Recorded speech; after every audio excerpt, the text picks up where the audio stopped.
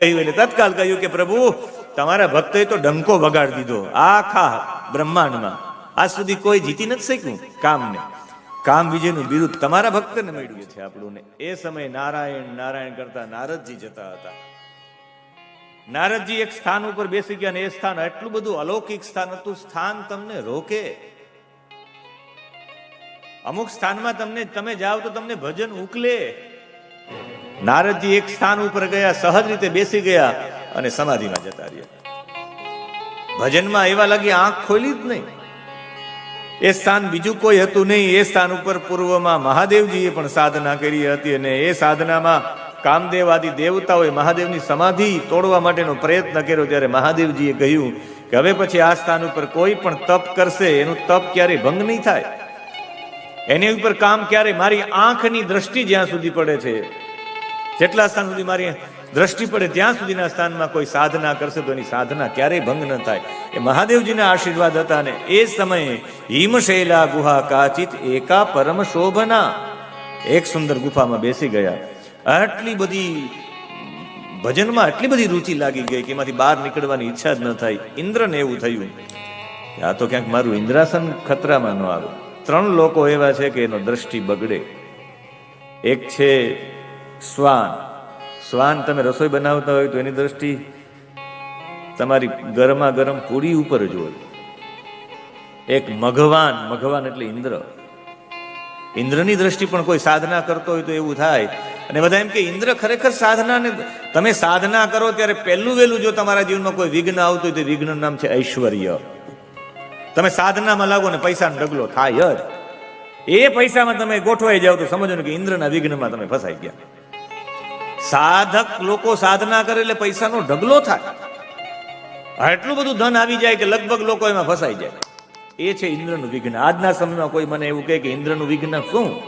તમે સાધના કરવા બરાબર બેસો કે 1 મહિનાનું અનુષ્ઠાન કરવું છે, ત્યારે જ ફોન આવે કે ઓલો આપણે ભાઈ કોન્ટ્રાક્ટ રાખ્યો હતો ને 5 કરોડનો, આવી જાવ સાઇન કરવા માટે. આપણે હાલો ને સાઇન કરી આવીએ. આ છે ઇન્દ્રનું વિઘ્ન. કઈ ઇન્દ્ર વિઘ્ન કરે ને તમારી સાધના તોડાવીને અનુષ્ઠાનમાં બેઠા હોય કે મારે 9 દિવસ સુધી પૂજ્ય બ્રહ્મલીન ડોંગરેજી મહારાજજીના સ્થાનમાં જઈને કથા કરવી છે, કથામાં જવું છે, ને મારે 1.25 લાખ જપ કરવા છે, અને બરાબર જપ કરવા માટે બેસો ત્યાં ફોન આવી જાય કે ભાઈ ચૂંટણી હાલે છે ને તમારે આવવું પડે એમ છે. ઇન્દ્રનું વિઘ્ન. તમને ઘરેથી ફોન આવી જાય કે આપણે આ કાર્ય છે તમારે જવું પડે, કોઈ એવું કામ આવી જાય, કામ નથી, એવું વિઘ્ન. ઐશ્વર્ય તમને, તમે સાધના કરવા માટે તમારી કોઈ પ્રશંસા કરવા માટે કે ઓહો તમે તો મોટા સાધક છો, આમ છો તેમ છો, અને તમે ત્યારે વાતો કરવામાં લાગી જાવ ને ઓલી માળાનો ક્રમ ભૂલાઈ જાય. આ ઐશ્વર્ય. એટલે ઇન્દ્ર એ કામદેવને મોકલા છે. કામદેવે એની ઉપર વારંવાર પ્રયત્ન કર્યો પણ નારદજીની સમાધિ ન તૂટી, એની સાધના ખંડિત ન થઈ. છેલ્લે તો એક જ ઉપાય છે, લગભગ લોકો આમાં ફસાઈ જાય. લગભગ વિત્તેષણામાંથી નીકળી જાય, પુત્રેષણામાંથી પણ નીકળી જાય, પણ લોકેષણામાંથી નીકળે નહીં. પ્રશંસા સાંભળવી બધાને ગમતી હોય. લોકોને થાય કે મારા વખાણ મારા માટે શું લોકો બોલે છે, મારા માટે લોકો શું વિચારે છે. તત્કાલ કામદેવે ને ઇન્દ્ર દેવતાને પગે પગમાં પડી ગયા કે આહા કામદેવ કે ઓહો તમે તો કામ વિજયી થઈ ગયા. અરે ભગવાન ભોળાનાથથી તમે મોટા થઈ ગયા, મહાદેવજી પણ કામ વિજય નથી થઈ શક્યા, તમે કામ વિજયી થઈ ગયા.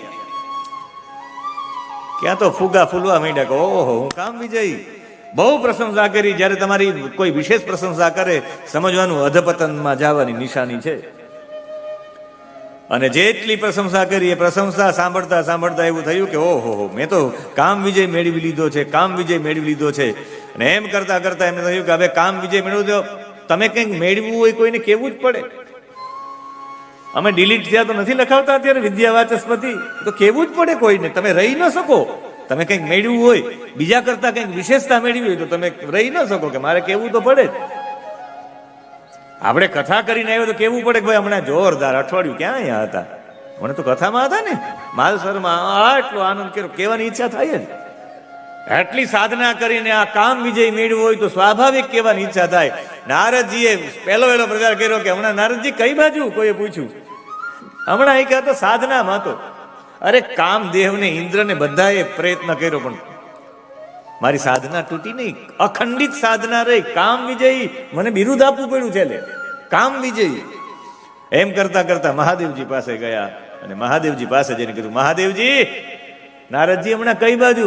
સાધનામાં. હિમાલયની ગુફામાં ગયો તો આખી વાત કરી, કામ વિજય કહ્યું. લોકો તો એવું કહે કે મહાદેવજી કામ વિજય નથી થઈ શક્યા, તમે કામ વિજય થઈ ગયા. મહાદેવજી આંખો બંધ કરી લીધી. મહાદેવજી કહ્યું કે ભલે તમે મને મારી પાછળ મારી આગળ ચર્ચા કરી, કાંઈ વાંધો નહીં, તમારા ઈષ્ટદેવ નારાયણ પાસે આ ચર્ચા ન કરતા. ધન્યા ધન્યા મહામાયા શાંભવી મુનિ સપ્તમા. આ માયાનું નામ શાંભવી માયા છે, મહાદેવની માયા. મહાદેવની માયાનું નામ શાંભવી છે ને મહાદેવની મુદ્રાનું આમ અડધી આંખ બંધ કરીને અડધી ખોલીને બેઠા હોય એને પણ શાંભવી મુદ્રા જ કહેવાય.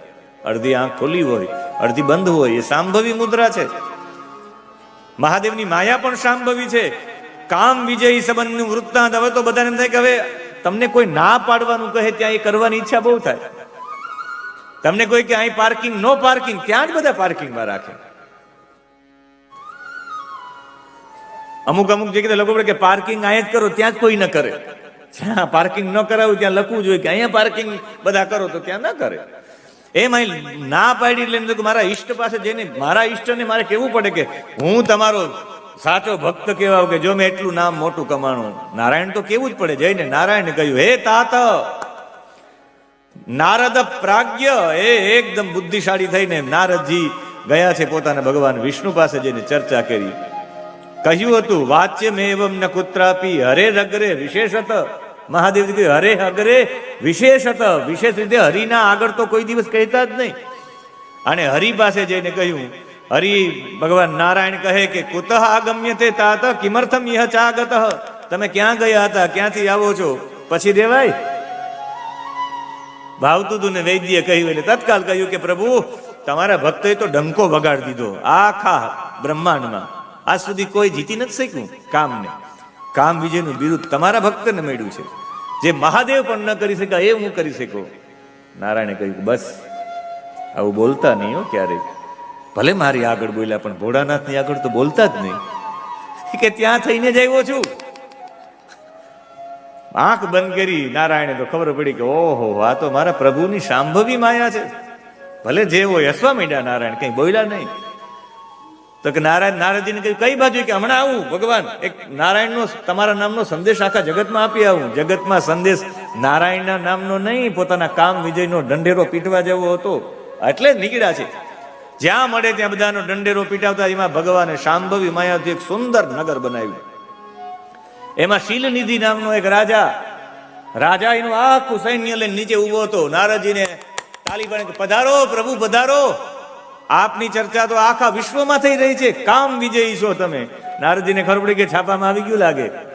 આ ગામમાં ખબર પડી ગઈ કે મેં કામ વિજય કર્યો છે. સ્વાગત કરવામાં આવ્યું ને જેવું સ્વાગત કર્યું એને બેસાડ્યા છે સ્થાન ઉપર. તાલી પાડી ગયા તો એક સાથે કેટલી બધી કુમારી કન્યાઓ આવીને એમની આગળ એક સુંદર કુમારિકા હતી. હાથમાં થાળ લઈને એમના સ્વાગત માટે અર્ઘ્ય પાદ્યના પૂજન માટે આવ્યા.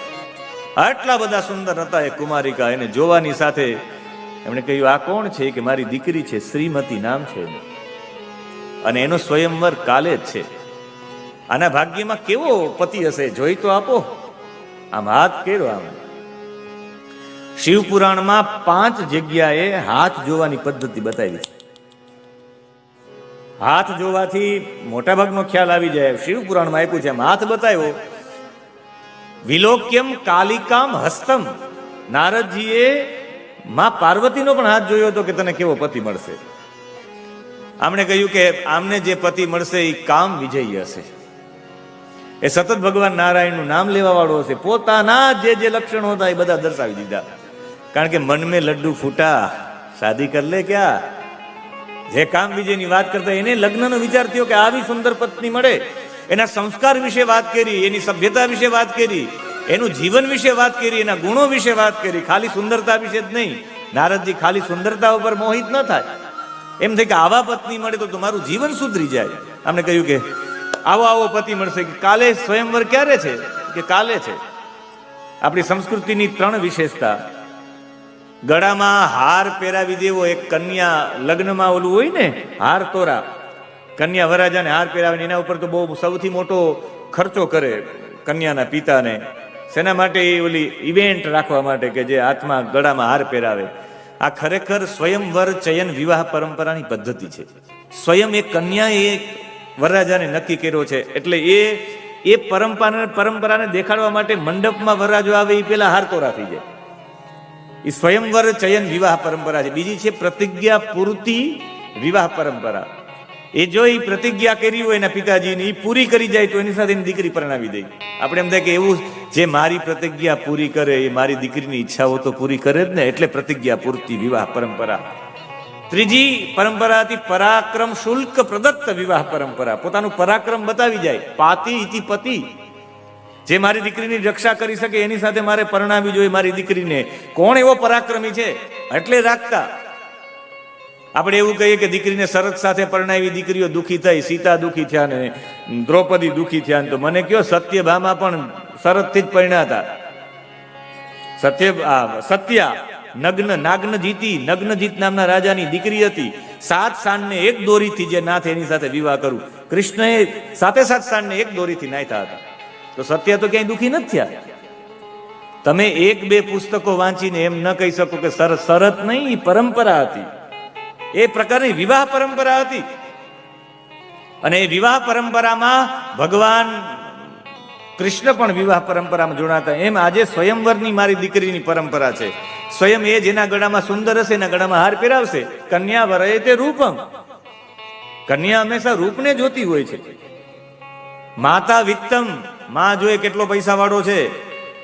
પિતા શ્રુતમ, એ જોઈ કે એની ખ્યાતિ કેટલી છે. પિતા એના ભાઈઓ હોય બાંધવા કુલમ ઈચ્છંતી, કે કેવા કુળનો છે એ કુળને જોતા હોય. અને આપણા જેવા મિષ્ઠાન ઇતરે જના, આપણે તો જમવામાં શું છે ત્યાં, ગુલાબ જાંબુ છે કે જલેબી છે, એવું ઈચ્છા કરતા હોય. એટલે અહીંયા આને ઈચ્છા વ્યક્ત કરી છે કે હું મારી દીકરી સુંદરતા જે હશે સુંદર એના ગળામાં હાર પહેરાવશે. આટલું બધું રૂપ હતું, એટલા બધા ગુણ, એટલી બધી સભ્યતા. આપણે નારદજીને કે બધા મને મળવા જ જોઈએ, એટલે સીધા ગયા નારાયણ પાસે. કારણ કે આખી દુનિયામાં આનાથી સુંદર તો કોઈ છે જ નહીં નારાયણથી. શાંતાકારમ ભુજગ શયનમ પદ્મનાભમ સુરેશમ વિશ્વાધારમ ગગન સદૃશમ મેઘવર્ણમ શુભાંગમ. શુભ અંગમ, આનાથી મોટું શુભ અંગ કોઈના છે જ નહીં.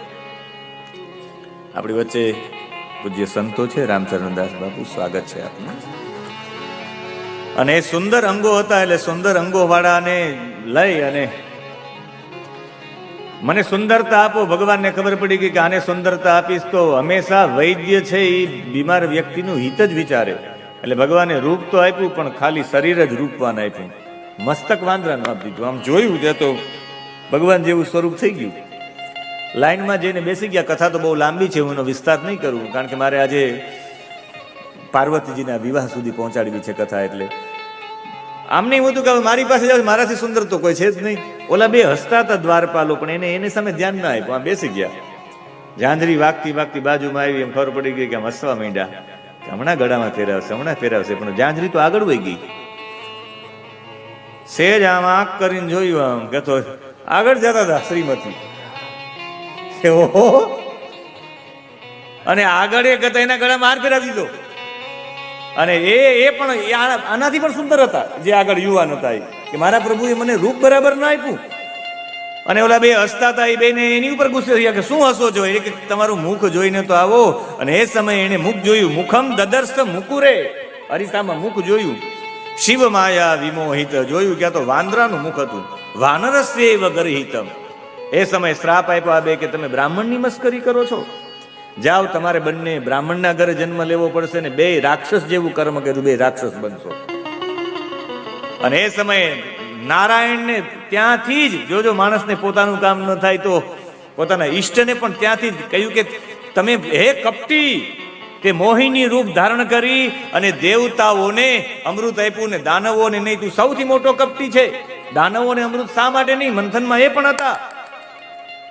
મને જેટલું એક સ્ત્રીનો વિયોગ મને મળ્યો, ત્વમ સ્ત્રી વિયોગ દુઃખજમ, વિયોગજમ દુઃખમ, સ્ત્રી વિયોગજમ દુઃખમ. સ્ત્રીના વિયોગનું જે દુઃખ છે એ તને પ્રાપ્ત થાય. લભસ્વ પર દુઃખદ. તમને પણ તમારી પત્ની, તમારે મનુષ્ય જોનીમાં જવું પડશે, તમારી પત્નીનું કોઈ હરણ કરીએ ત્યારે કેવું દુઃખ થાય તમને અનુભવ થશે.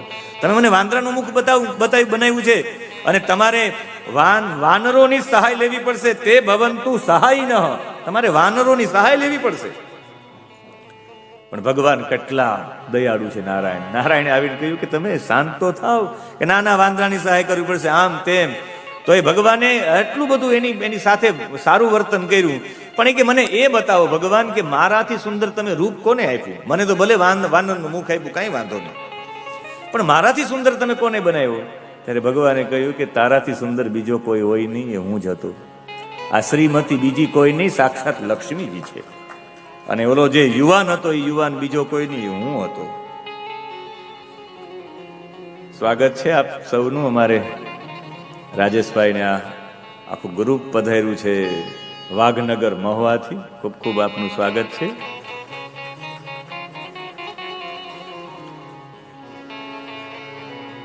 અને એ સુંદર રૂપ ધારણ કરનારા છે ને એ કહ્યું કે આ કોણ છે? ત્યારે કહ્યું કે આ તો કે ભગવાન, આ તમે શા માટે લક્ષ્મીજીને આવી રીતે, આ શીલનિધિ નામનો રાજા કે બધી માયા હતી. શેની માયા? શિવ માયા વિમોહિત શાંભવી માયા. અને આ શાંભવી માયા છે તો એ શાંભવી માયા ફક્ત ને ફક્ત તારા બોધ માટે હતી. તું કહેતો હતો ને કે મહાદેવજી થી વધારે હું કામ વિજયી થઈ ગયો.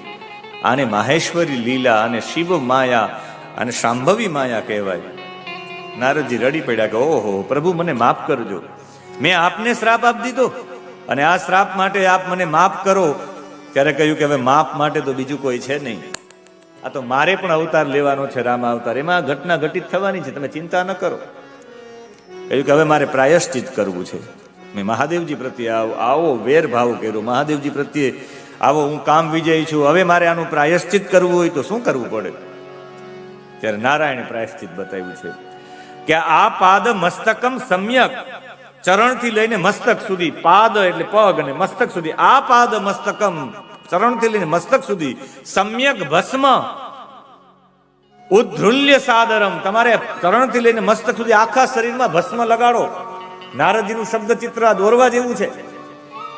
આખા શરીરમાં નારદજીએ ભસ્મ લગાડી ચરણથી લઈને મસ્તક સુધી. અને એમણે કહ્યું કે સર્વશ્રુતિ સુતમ શૈવમ મંત્રમ જપ ષડક્ષરમ, તમારે ષડક્ષર મંત્ર ઓમ નમઃ શિવાય મંત્રનો જપ કરતો રહેવો પડે. અને ઓમ નમઃ શિવાય નામના મંત્રનો જપ કરતા કરતા જ્યાં જ્યાં શિવ કથા સંભળાતી હોય ત્યાં શિવ કથા સાંભળવાની. શ્રોણીમ શૈવમ કથામ નિત્યામ, નિત્ય શિવ પુરાણ સાંભળવાનું. જ્યાં થયું હોય ત્યાં શિવ પુરાણ ચાલતું હોય પૂછ્યા વિના બેસી જ જવું. અને એનાથી પણ આવ્યું જ્યાં જ્યાં શિવ ભક્તો મળે, પૂજયસ્વા પ્રયત્નેન શિવ ભક્તાન પુનઃ પુનઃ, ખાલી શિવને નહીં, શિવના ભક્તોની પણ પૂજા કરવાની. અને એમ કરતા કરતા તમે વારાણસી પહોંચી જશો, ત્યાં વિશ્વનાથ હશે ને વિશ્વનાથની પૂજા કરશો. વિશ્વનાથની પૂજા કરશો પછી તમને ત્યાંથી રસ્તો મળશે, કાશી વિશ્વનાથથી મળશે. આજ સુધીમાં જેટલા લોકોને રસ્તાઓ મળ્યા છે કાશી વિશ્વનાથથી જ મળ્યા છે. એ પછી આપણા પ્રધાનમંત્રી શ્રી હોય કે દિલ્હીના મુખ્યમંત્રી શ્રી હોય, રાસ્તા બનારસ સે હી મિલતા હૈ. અમારો રસ્તો પણ બનારસથી જ મળ્યો. મારા જીવનમાં કોઈ નિયમો, મારા જીવનમાં કોઈ દ્રઢતા, મારા જીવનમાં ભણવા પ્રત્યેનો ઉત્સાહ, જે કંઈ મળ્યું હોય તો ઓનલી ફોર આ દેણ કાશીની છે. આજે એક સંસ્કૃતના વિદ્વાન મળી ગયા અમને, એક મહાત્માજી જયેશભાઈ, બરાબર ને? એને બાપ જગન્નાથદાસ બાપુને મને રોકાયો, મને સંસ્કૃતમાં બોલ્યા કે કાશી કે છાત્ર, કે તમે કાશીના વિદ્યાર્થી છો? કે અમારા બધા છોકરાઓ એવી વાતો કરી રાખે કે મહાદેવભાઈ કે એની કથામાં કાશીની વાતો બહુ કરતા હોય. અને મને કાશી પ્રિય પણ એટલું છે, હું વર્ણન કાશીનું કરીશ તમને અત્યારે કાશી જવાની ઈચ્છા થઈ જશે, એવું કાશી છે. કાશી વિશ્વનાથનું હમણાં એક આગળ જ્યોતિર્લિંગોમાં કથા પણ આવશે, ત્યારે હું કાશીનું વર્ણન કરીશ, તમને એવું થશે કે એકવાર કાશી જવું જોઈએ. જેમ મુસ્લિમો હજ વળવા જાય એના માટે હિન્દુએ કાશી જવું જોઈએ એક વખત. કાશી રાજધાની છે સંસ્કૃત અને સંસ્કૃતિની રાજધાની છે. આજે પણ સંસ્કૃતના અનેક વિદ્વાનો ત્યાં છે. આજે જ મેં એક સંસ્કૃત પાઠશાળામાં બ્રહ્મર્ષિ ધામમાં પ્રવચનમાં હું બોલ્યો કે કાશીમાં દરેક વિદ્વાન છે એના દીકરાને જે ભણવું હોય ભણાવે, કે તારે કોલેજ કરવી તો કોલેજ કરે, એન્જિનિયર કરવું તો એન્જિનિયરિંગ કર, પણ આપણે બ્રાહ્મણ છીએ તો આપણી શાખા તારે ભણવી પડે. હું જે શાસ્ત્ર ભણ્યો છું એ શાસ્ત્ર તારે ટકાવવું પડે. વારસામાં કાશીના વિદ્વાનો પૈસા નથી મૂકતા, વારસામાં શાસ્ત્ર આપે છે એના બાળકને. આ કાશીની ગરિમા છે. કાશીમાં ઘરે ઘરે કાશીની ગલીઓ તમને પાઠશાળાઓ મળે. કાશીના દરેક ઘરે તમને ન્યાયશાસ્ત્રના વિદ્વાન મળે, વૈશેષિકના મળે, પૂર્વ મીમાંસાના મળે, વેદાંતના મળે, સાંખ્યના મળે, યોગના મળે. દરેક ઘરે વિદ્વાનો છે. અમે તો નાનકડો એવો લેમ્પ છે, જનરેટરો કાશીમાં છે, એવી ભૂમિકા વાળા. અને નિઃશુલ્ક આર્યા નરેન્દ્રભાઈ, એક પણ ગુરુજીએ તમારી પાસે 1 રૂપિયો લીધો ભણવાનો? ક્યારેક ગુરુજીએ તમારી પાસે દક્ષિણા માંગી? ક્યારેય નહીં. તમે દક્ષિણા આપો તો એ ન લે કે નહીં, બેઠે બેઠે તું તો અભી છાત્ર હે. विद्यार्थियों का नहीं लिया जाता, जब बड़े हो जाओ तब लेंगे हम. પછી અમે મોટા થઈ ગયા, અત્યારે પણ અમારી પાસે નથી લેતા. આને કહેવાય અયાચક વ્રત. કોઈ પાસે લેવું જ નહીં, દેવું જ. આવી જેની વૃત્તિ છે એને કાશીના પંડિત કહેવાય. એમ નામ નથી કહેતા કે કાશીના પંડિત છે, કાશીના પંડિત છે. કાશી ભણ્યામાંથી ન થાય કાશીના પંડિત, પણ કાશીમાંથી ભણીને આવીને કાશીના વિદ્વાન જેવું જીવન જીવો તો કાશીના પંડિત મનાય તમને. ઓનલી ફોર ઘસાવાની જ વૃત્તિ છે કે લોકોને આપવું આપવું આપવું આપવું, બીજી વાત જ નહીં. લોકો મને શું આપે એ વિચારવાની જરૂરિયાત નથી. હું લોકોને કેટલું આપી શકું. अपने लिए जिए तो क्या जिए है दिल, तू जी जमाने के लिए. तू जमाना માટે જી. स्वस्मय स्वल्पम समाजाय सर्वस्वम. अपने लिए थोड़ा ही, समाज के लिए बहुत. સમાજ માટે બહુ મોટું જીવે એ સાચો જીવન જીવનારો છે. સંસ્કૃતિના ઉત્થાન માટે આવા નચિકેતાઓને તૈયાર થવાની જરૂરિયાત છે. Give me of your 100 Nachiketa. મારે 1000 આવા નચિકેતા જોઈએ. હું આખા વિશ્વને બદલી નાખું. સ્વામી વિવેકાનંદ. એટલે આખા શરીરમાં ભસ્મ લગાડી નીકળી ગયા નારદજી. જે નારાયણ નારાયણ જપતા હતા ઓમ નમઃ શિવાય જપવા માંડ્યા. જ્યાં જ્યાં શિવ કથા સંભળાતી ત્યાં બેસવા માંડ્યા, શિવ કથા સાંભળવા માંડ્યા. જ્યાં જ્યાં શિવજીના ભક્તો મળે એની પૂજા કરવા માંડ્યા. દીવાના થઈ ગયા એકદમ મહાદેવજીના. અને નીકળી ગયા મહાદેવના નામ સાથે. અને જેવા નીકળી ગયા પહોંચી ગયા છે વારાણસી. ને વારાણસી પહોંચ્યા ગયા તો હર હર મહાદેવ વારાણસીમાં થતું હતું. એવી વારાણસીમાં ગયા અને નારદજીની સ્થિતિ થઈ છે. દીવાના તેરા બોલે તેરી નગરી મેં. દીવાના તેરા બોલે તેરી નગરી મેં. દીવાના તેરા બોલે તેરી નગરી મેં. દીવાના તેરા બોલે तेरी नगरी में. दीवाना दीवाना दीवाना हो गया. दीवाना दीवाना दीवाना हो गया. मैं दीवाना दीवाना दीवाना हो गया. मैं दीवाना दीवाना दीवाना हो गया. वो नजराना दिल का लाया रे बाबा. नजराना दिल का लाया बोले तेरी नगरी में. दीवाना तेरा बोले तेरी नगरी. दीवाना तेरा बोले तेरी नगरी में. दीवाना तेरा बोले तेरी नगरी में. नजराना दिल का लाया रे बाबा. नजराना दिल का लाया बोले तेरी नगरी में. नजराना तेरा लाया रे बाबा बोले तेरी नगरी. ओ दीवाना तेरा आया बोले तेरी नगरी में. दीवाना तेरा आया बोले तेरी नगरी. કાશીમાં પહોંચ્યા ગયા તો દીવાના થઈ ગયા. નારદજી મસ્તાના થઈ ગયા. જે નારાયણના નામમાં લીન રહેતા એ ઓમ નમઃ શિવાયમાં લીન રહેતા થઈ ગયા. અમુક ભૂમિકાઓ એવી હોય, અમુક ભૂમિ એવી હોય, અમુક સ્થાનો એવા હોય, સ્થાનો તમને રંગી નાખે. તમે શિવના ભક્ત હોય ને વૃંદાવનમાં જાઓ તો કનૈયાના રંગથી રંગાઈ જાઓ. એ ભૂમિ એવી છે. તમે કૃષ્ણના ભક્ત હોય ને તમે કાશીમાં જાઓ તો મહાદેવના રંગથી રંગાઈ જાઓ. એ તો જ્યાં જેની ભૂમિ હોય એ ભૂમિ તમને રંગી નાખે. અને એ ભૂમિમાં જયારે કાશીમાં ગયા તો રંગાઈ ગયા. વિશ્વનાથની એ ભૂમિમાં મહાદેવના રંગથી રંગાઈ ગયા. આખા શરીરમાં ભસ્મ લગાડેલા, મસ્તક ઉપર ભસ્મ, હાથ ઉપર ભસ્મ, પગમાં ભસ્મ. ઓમ નમઃ શિવાયનો મંત્ર જપ કરતા કરતા કાશીમાં પહોંચ્યા છે. ओ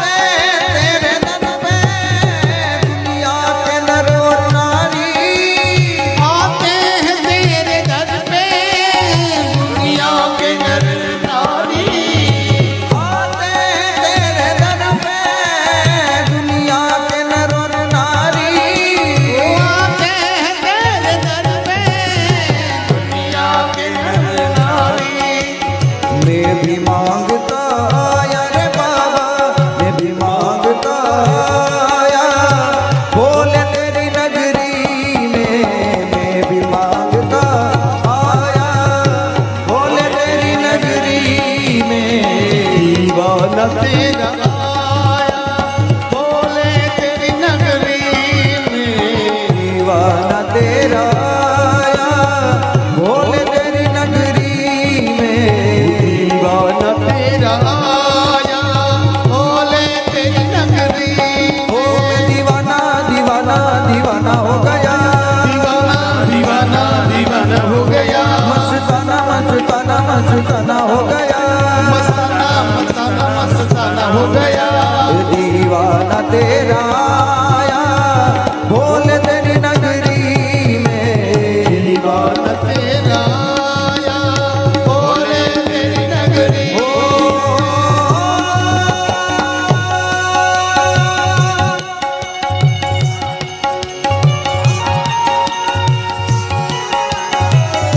વિશ્વનાથજીનું જેવું પૂજન કર્યું છે, નારદજી રંગાઈ ગયા અને વિશ્વનાથના પૂજન પછી પ્રાયશ્ચિતમાંથી આંખોમાંથી આંસુ સરી પડ્યા છે અને વિશ્વનાથનું પૂજન થયું, ઉપરથી અવાજ આવ્યો છે. એક વિશ્વનાથનું પૂજન કરવા માટે અજમલ રાજા ગયા હતા. નવરાત્રિ રોકાણા કાશીમાં. કાશીમાં અમે 11 દિવસનું શિવ પુરાણ કર્યું હતું. રાધા મંડળ છે કે હાજર? આ રાધા મંડળ હાજર છે. એ લોકોનું મેં 11 દિવસ સુધીનું શિવ પુરાણ કર્યું હતું કાશીમાં. 11 દિવસ સુધી જ્યાં હું ભણ્યો એ જ છાત્રાવાસમાં મારી કથા હતી. હું જેની પાસે ભણ્યો એના શ્રોતા હતા, મારા ગુરુજનો. એક દિવસ તો કુલપતિ શ્રી આવ્યા. એ દિવસે મેં સંસ્કૃતમાં કથા કરી.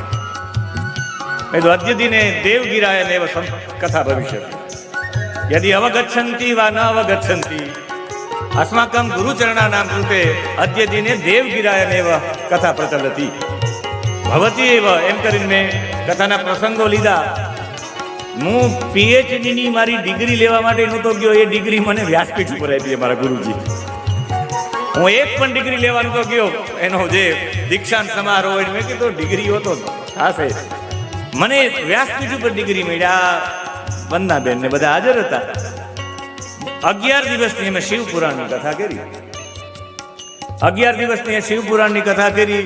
એ કાશીની એક ભૂમિ જેવી છે કે કાશીની ભૂમિમાં જાવ તો તમે મહાદેવના ભક્ત એમનેમ બની જાવ. કાશીમાં એટલું બધું ભજન થયું છે. દીવોદાસની ભૂમિ છે. દીવોદાસ એવી ભૂમિ, મને તમામ દેવતાઓને ત્યાં આવવું પડ્યું, એમ નહીં રોકાઈ જવું પડ્યું. એક મંદિર એવું મને કહ્યું કે જે કાશીમાં મંદિર ન હોય. તમે કહો બદ્રીનાથનું મંદિર કાશીમાં છે, તમે કહો કેદારનાથનું મંદિર કાશીમાં છે, તમે કહો સોમનાથનું મંદિર કાશીમાં છે, તમે કહો બાંકે બિહારીનું મંદિર કાશીમાં છે, તમે કહો રામેશ્વરનું મંદિર કાશીમાં છે, તમે કહો દ્વારકાધીશનું મંદિર કાશીમાં છે.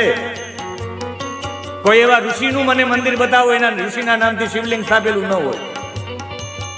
મને બતાવો કોઈ એવા દેવતાઓનું 12 આદિત્ય ત્યાં છે, 64 યોગીની ત્યાં છે, 51 ભૈરવ ત્યાં છે. એક એવું તમે મંદિર ન બતાવી શકો કે કાશીમાં ન હોય. એવી કાશીની ભૂમિમાં આવ્યા અને અજમલ રાજા પણ ત્યાં ગયા હતા કે મારે પુત્ર નથી. આકાશમાંથી અવાજ થયો કે તારે પુત્ર જોતો હોય તો દ્વારિકા પૂનમ ભર. એ અવાજ અને કાશી વિશ્વનાથથી મળ્યો હતો કે સાક્ષાત નારાયણ ત્યાં આવશે. એ જવાબ કાશી વિશ્વનાથમાંથી મળ્યો હતો. અને આને જવાબ મળ્યો કે તને આ જવાબ તને તારા પિતાજી તને આપશે, બ્રહ્મલોકમાં તું જા. કાશીમાંથી જવાબ મળ્યો છે નારદજીને.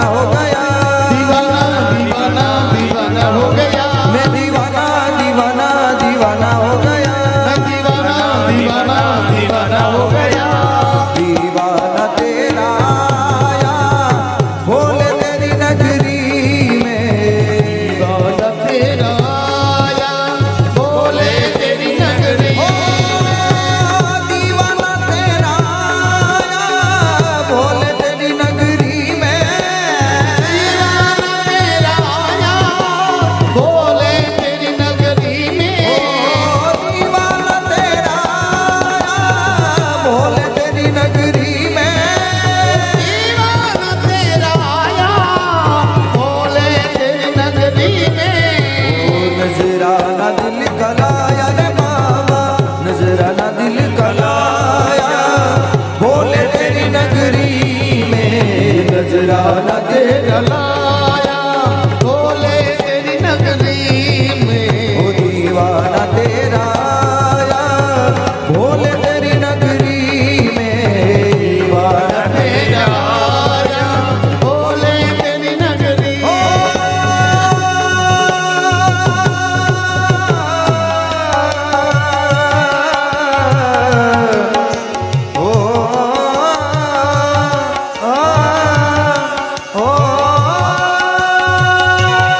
यहाँ से चौथा संवाद शुरू होता है. અહીંયાથી નવી એક કથા ચાલુ થાય.